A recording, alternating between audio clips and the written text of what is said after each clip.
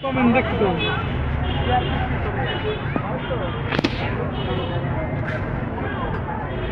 কোনটা দেখো তো মামা? মাংস দিয়ে 50, ডিম দিয়ে 50, আলু দিয়ে 30। আলু দিয়ে 30। ডিম দিয়ে দেন, ডিম দিয়ে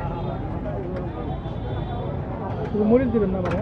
মরিচটা আপনি খাইবেন না। হ্যাঁ, পেঁয়াজ একটু বেশি দিন।